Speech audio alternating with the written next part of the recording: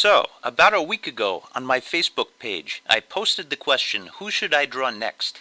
And I put a few choices in, but to my surprise, somebody nominated Clint Eastwood, and he got 23 votes.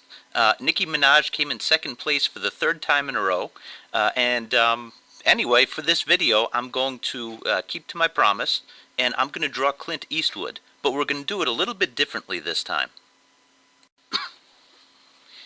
So this is a new series on my channel called YOUDRAW, and basically it's inspired by the figure drawing video that I did that got such a great response. It got something like 100 likes in like 3 days, something like that. So I'm listening to you guys. You are going to draw from the real picture without steps. You are going to make your own steps. You are up to this now. So I put the reference image right up there, and I'm using the side of a piece of charcoal.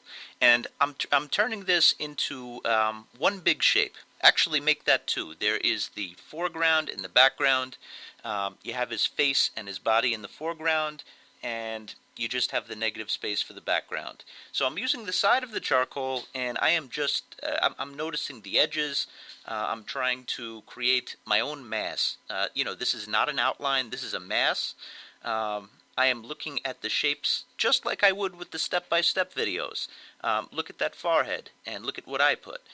We're still going to change it. The reason we're using charcoal, it's so easy to move around. And then we're going to finish it up with some pencil. So anyway, that says, go ahead, punk, pause the video when this caption cloud disappears. So pause and draw now.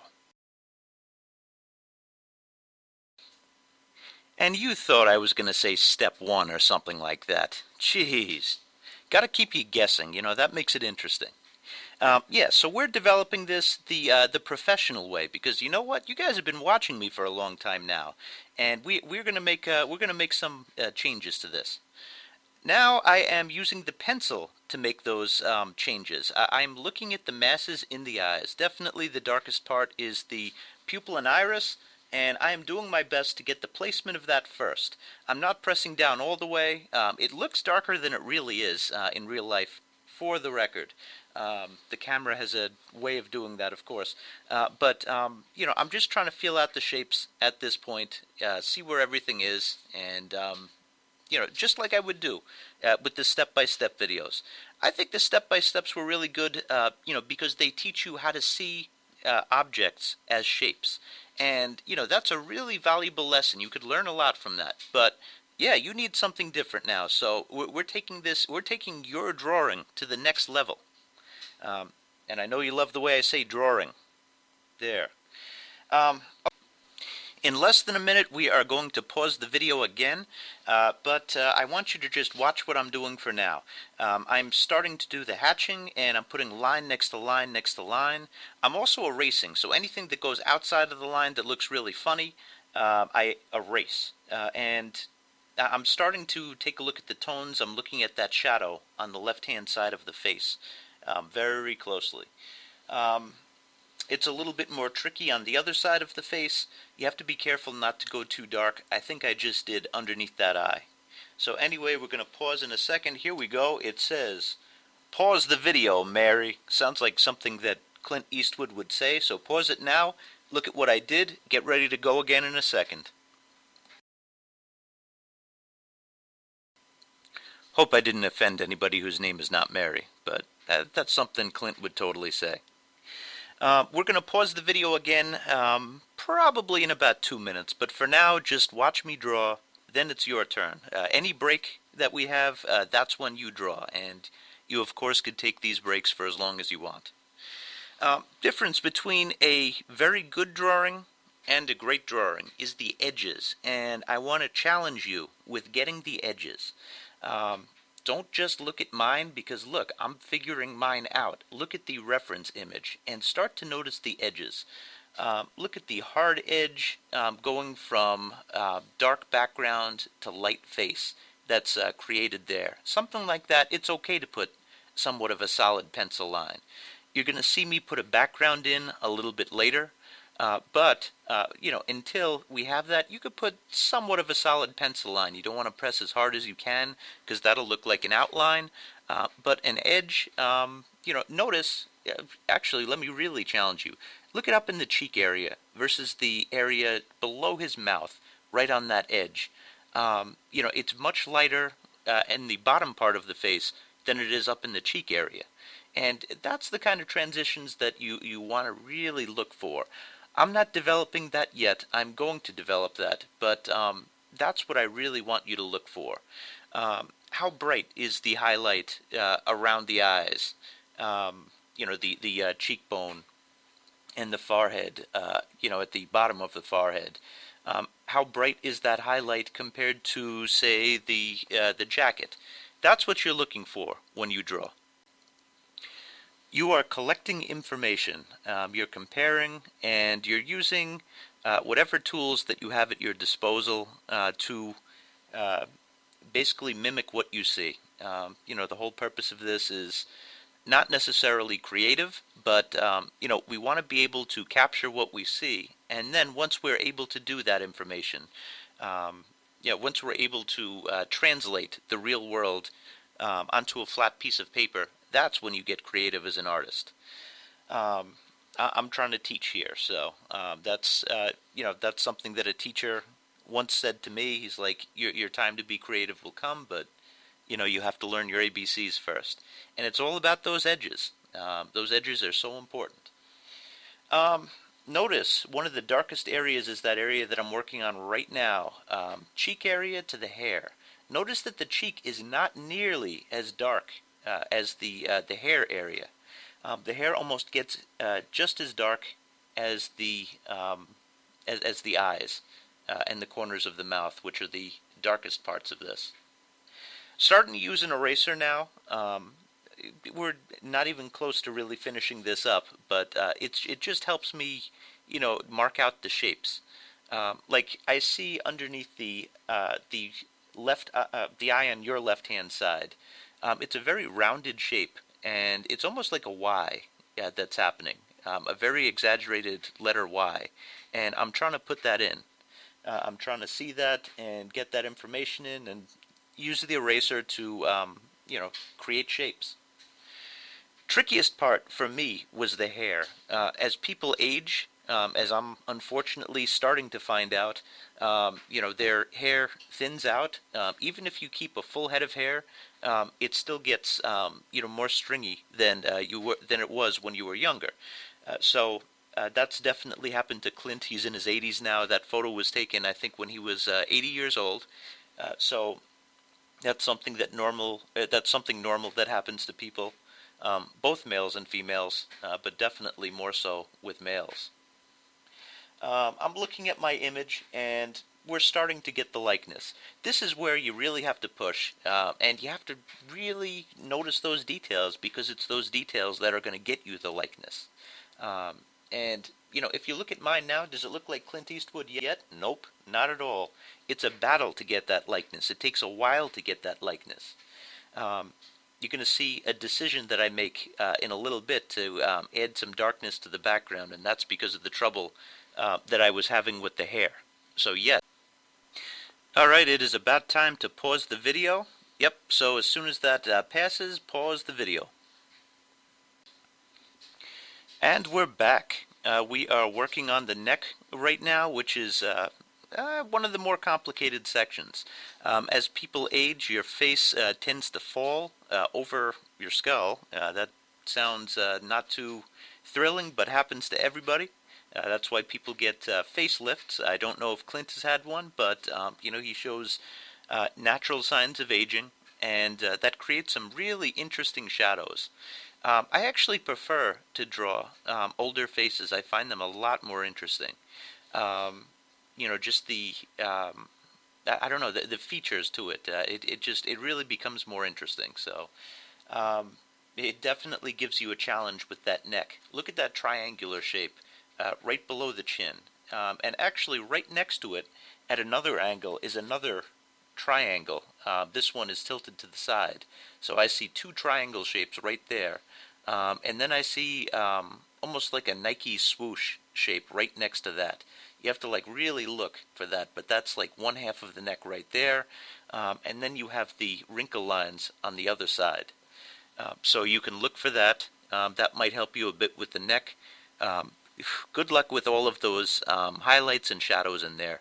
I struggled with that. So, if you mess up a little bit on that, that's okay. Just keep going. Be sure to notice that darkness over by the collar, right at the edge, far down below the ear. If you drew a straight line, you'll see it. The trick with the hair is a lot of depth, and it's going to take a lot of positive lines and negative lines. We're going to consider the eraser the tool to create a negative line. But essentially I started cross-hatching, then I smudged it with the brush, then I erased and created some highlights, and I repeated that process again and again and again. You will see me repeat that process again and again and again. And in fact, I even decided to put in, neutralize the background because it was kind of bothering me. Like, if you look at it right now, it's kind of a fatter version of Clint Eastwood, and I lost the likeness. That's okay, happens to portrait artists all the time. A lot of portrait artists won't tell you that, but it happens to portrait artists all the time. It is not fun when you're doing a portrait of somebody and it takes you more time, but portraits are real struggles. Almost nobody gets it the first time through. So, I'm doing a little bit of hatching. I'm neutralizing the background. And the reason why, if we have a white piece of paper, you're not going to be able to see the highlights in the hair. So I basically put some graphite down, and then I just smudge it. And I've neutralized the background. I made it a tone of gray instead of, something that is really super light. Now I'm doing it to the other side, but same thing.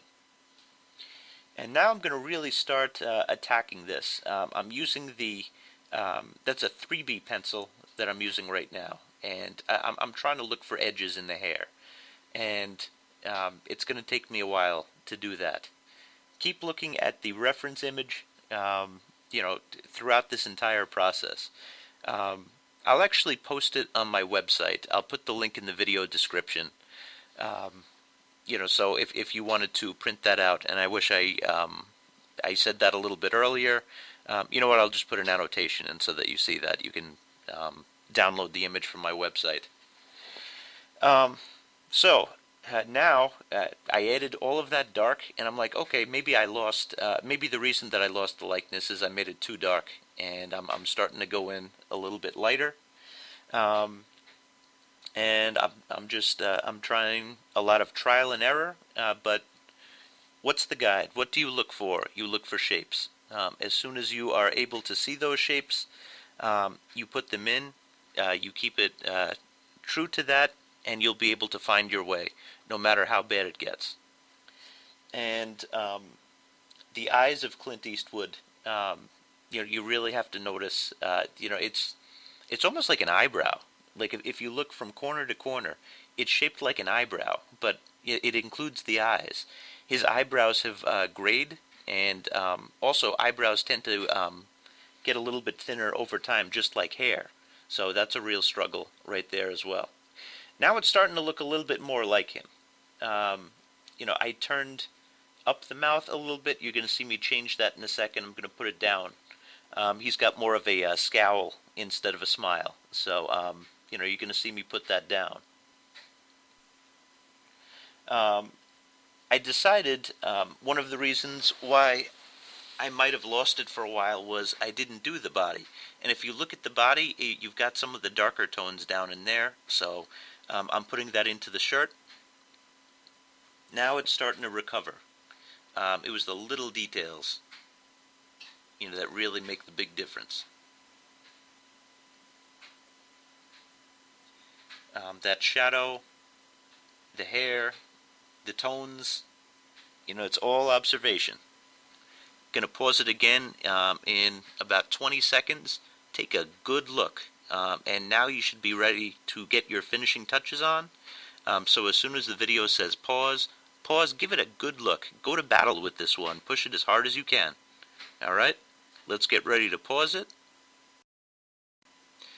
Look for those tones and pause.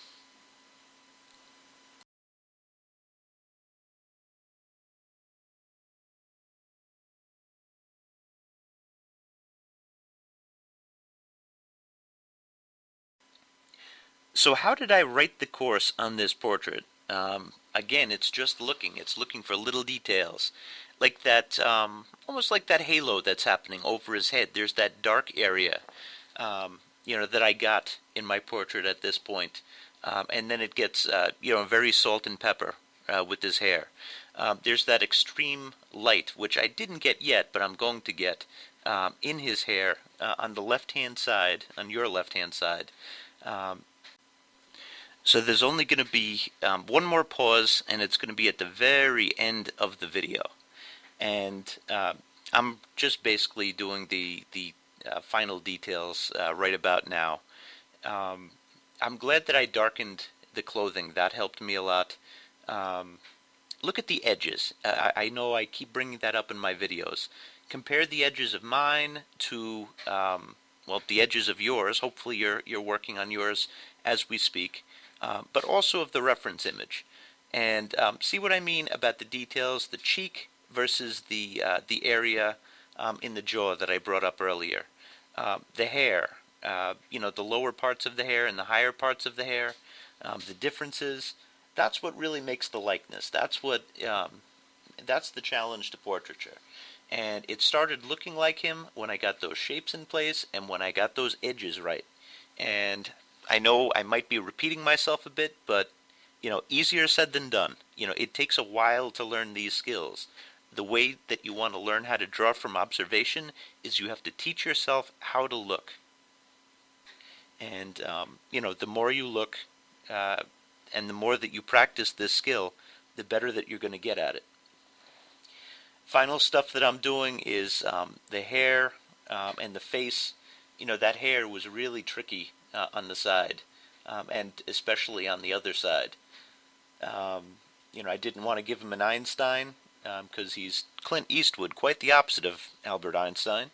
But I also didn't want it to be too sharp. It's very soft with the hair. Anyway, I hope this video helped you. If you came out with a good portrait, I ask you that you favorite this video or at least hit the like button. Also, let me know if you want more of this type of video, or if you want me to just keep making step-by-steps. I listen to you guys. So once again, thanks for watching. We're going to pause the video in a second, finish it up, and you know what? Post it as a video response. I will critique it, I promise. Thanks for watching.